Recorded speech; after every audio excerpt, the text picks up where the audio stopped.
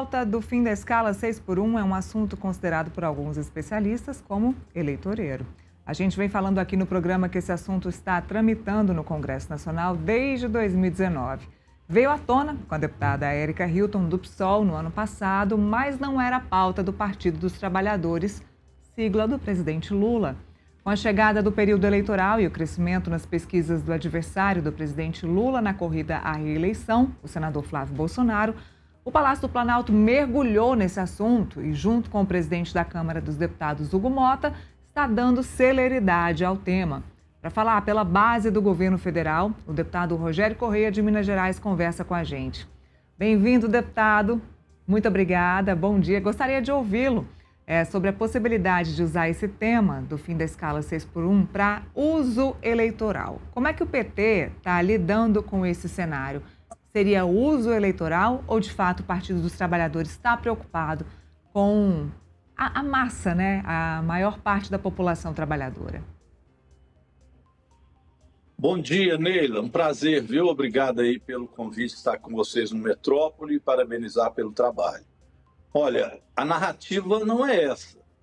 Veja bem, desde 1988, quando nós discutimos na Constituinte brasileira a jornada de trabalho, que o PT propôs uma jornada de 40 horas semanais. Naquela ocasião, a jornada era de até 48 horas. Infelizmente, nós não aprovamos a jornada de 40 horas. Foi aprovada uma jornada de 44 horas, que era uma proposta já na época do Centrão. Já existia o Centrão na Constituição de 88, na Constituinte de 88. E nós não aprovamos a jornada de 40 horas.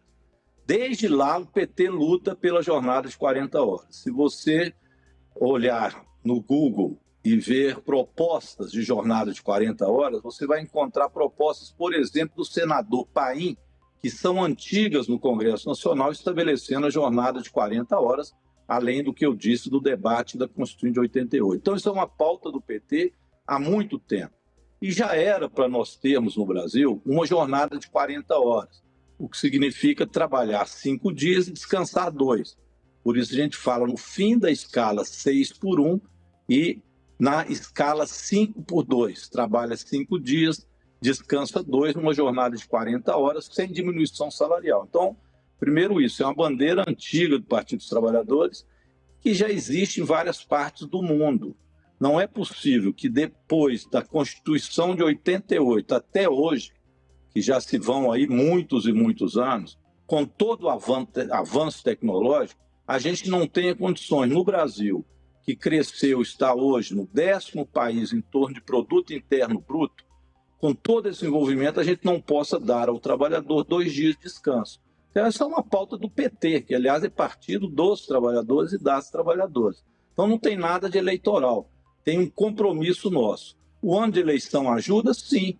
Por exemplo, o PL, que é contra isso, está apertado, teve que votar dentro da Comissão de Constituição e Justiça favorável, com medo de perder voto. Então, é evidente que o ano eleitoral ajuda, mesmo aqueles que são contra e que querem o trabalhador, às vezes, trabalhando 12 horas por dia, porque eles se miram no Milei da Argentina, em ano eleitoral, eles têm que se dar conta que vão perder, inclusive, votos. Então, é óbvio que nós aproveitamos também, né, este período, que é um período de debate político, para colocar ideias avançadas. E jornada de 40 horas é uma ideia avançada, assim como foi compromisso do presidente Lula, que quem ganhasse até R$5.000 não ia pagar imposto de renda. Aliás, isso era um compromisso do Lula, depois foi um compromisso de Jair Bolsonaro. Jair Bolsonaro nunca cumpriu, o presidente Lula está cumprindo e hoje quem ganha até R$5.000 não paga imposto de renda. Quem vai pagar a conta disso? Neste caso, o imposto de renda são os muito ricos. 140 mil famílias de ricaços conseguem fazer com que uma grande parte, 38 milhões de brasileiros, não paguem imposto. Agora, o que não pode acontecer com a jornada de 40 horas e o fim das 6x1 é julgar nas costas dos trabalhadores e do povo brasileiro que paga imposto essa conta. Aí não. É evidente que trabalhar 40 horas semanais será uma conquista também para todo o povo brasileiro, especialmente para as mulheres e para a juventude. Então, nós estamos firmes nessa proposta e o presidente Lula enviou um projeto de lei, porque se houver posições como a do PL e outros, de fazer com que a conta caia no colo dos trabalhadores, na proposta de PEC, nós precisamos de 308 votos, mas no projeto de lei é maioria simples. Então, por isso, o presidente Lula enviou o projeto, porque é uma proposta séria que nós estamos fazendo, e isso não dará ao país nenhuma falência nem nada. Isso é balela. Disseram que o 13º ia falir o Brasil, que a jornada de 44 horas ia falir o Brasil, disseram que 1/3 de férias ia falir o Brasil, disseram que o fim da escravidão ia falir o Brasil. Então, esse argumento não cola mais. Os trabalhadores têm o direito de ter 2 dias de descanso. Deputada, eu vou inserir o Felipe na nossa conversa. Felipe, que é meu parceiro de todos os dias aqui no programa. Felipe, coloca o Felipe aqui para mim, produção. Oi, Felipe, você tem uma pergunta para o deputado Rogério Correia? Tenho. Boa tarde, deputado. Deputado, a minha pergunta vai no seguinte sentido, né? A gente sabe que o trabalhismo está em crise no mundo todo, né? O Partido Trabalhista da Inglaterra está em crise, o Partido dos Trabalhadores aqui no Brasil, o PDT, também está em crise, muito porque mudou a feição do trabalho, né? O trabalho de 2026 é diferente do trabalho de 88, que se discutia a Constituição Federal. E aí tem um dado que eu acho interessante, quando você pega, por exemplo, eu tive acesso a uma pesquisa recente que perguntava para os trabalhadores, né, que estavam na escala 6x1, o que ele faria, né, com um dia a mais de descanso. E a maioria respondeu, vou fazer bico. Ou seja, para a maioria dos trabalhadores, né, eu concordo com você, né, falar que a gente falou que a escravidão ia falir o Brasil, que a tiraria ia falir o Brasil, mas também é um pouco de miragem achar que o trabalhador vai usar o seu segundo dia, né, para descanso, né? O país, infelizmente, vive um momento difícil, o mundo vive um momento difícil, né? E os trabalhadores querem mais renda, né? Aí a pergunta para você é o seguinte, né? Você não acha, por exemplo, que esse talvez seja o problema da esquerda, a falta de diálogo com essa nova classe de trabalhadores, né, das plataformas digitais, Uber, Rappi e outras plataformas digitais, né? Ou não tem mais aderência do discurso do trabalhismo em relação aos trabalhadores contemporâneos? Felipe, a pergunta é boa, mas a resposta é simples. 71% da população brasileira apoia o fim da jornada 6x1. Então, nós estamos dialogando com trabalhadores e trabalhadoras do Brasil inteiro. A imensa maioria do povo argentino perguntado, e aliás, olha como está a queda do Milei lá na Argentina em relação a pesquisas eleitorais. Está perdendo de 10 pontos de frente se as eleições fossem hoje para o partido kirchnerista e peronista. Portanto, há uma queda, sim, da extrema-direita no mundo. A situação do Trump não é boa, principalmente ao decretar guerras, como vem fazendo, e a impor aos trabalhadores uma inflação mais alta por causa de posições ultra-radicais. Na Argentina, a mesma coisa. Então, nós vimos na Hungria a extrema-direita perder as eleições. Então, eu não tenho este quadro. Acho que há uma disputa no mundo e essa disputa precisa ser feita no Brasil do ponto de vista com clareza, sem fumaça. As pessoas têm que saber o que será feito. A nossa posição para os trabalhadores é essa: 5 dias de trabalho, 2 dias de descanso. Se o trabalhador ali quiser fazer um bico, se ele acha que isso é possível diante de sua família, ele que faça, não há problema. Agora, ele tem que trabalhar para o mesmo patrão e gerar lucro a este patrão, ou ele próprio ter um recurso a mais. Ou pode decidir um dia descansa mais, ir num jogo de futebol, pode decidir tomar uma cervejinha com os amigos, pode decidir ir para a igreja. Agora, não pode ele ser obrigado a trabalhar mais um dia para continuar enriquecendo um patrão que hoje já tem um aumento de tecnologia que lhe deu um grande aumento de lucro. Essa é a discussão, uma discussão também que é preciso que se avance também no bem-estar social, no bem-estar de todos e não apenas das elites brasileiras. O sistema capitalista é muito perverso e ele vai sempre dizer isso. Eu preciso que os trabalhadores sejam mais explorados porque eu preciso ter mais margem de lucro. Ora, eles podem abrir um pouco mão desse lucro. O Brasil, por um acaso, está falido porque 140 mil pessoas passaram a pagar mais imposto de renda? 10% de imposto de renda. Chiaram até. A Faria Lima chiou, os ricaços chiaram, mas a grande maioria do povo brasileiro apoiou essa proposta. E vai apoiar também o fim da jornada 6x1. Agora, o que o trabalhador fará no dia de descanso, isso aí vai ser um amplo debate, as famílias vão se adaptando a isso, mas te aposto que isso é o que todos querem, né? Não há uma disputa nesse sentido. Mesmo quem trabalha no ponto de vista de aplicativo.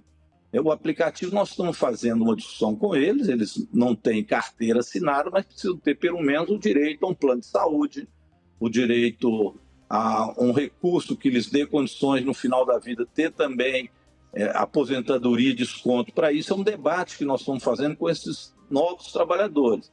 Mas eles também hoje já sentem que são muito explorados por pelos Uber da vida, pelos iFoods, que esse ganho que eles têm de salário é também às custas da exploração da mão de obra deles. Ou seja, são trabalhadores, precisam ter essa consciência, e é isso que a gente discute com eles. Deputado, aproveitando que o senhor está aqui com a gente e que o senhor é de Minas Gerais, que é o embrião das eleições no Brasil, eu queria ouvi-lo sobre o cenário eleitoral aí em Minas. O presidente Lula quer o ex-presidente do Senado, Rodrigo Pacheco, como candidato. Mas Pacheco só deve ser oficializado como candidato lá em julho. No entanto, o PT ainda costura em Minas Gerais a força do palanque de Rodrigo Pacheco. Para engrossar esse palanque, União Brasil e PP estão sendo visados.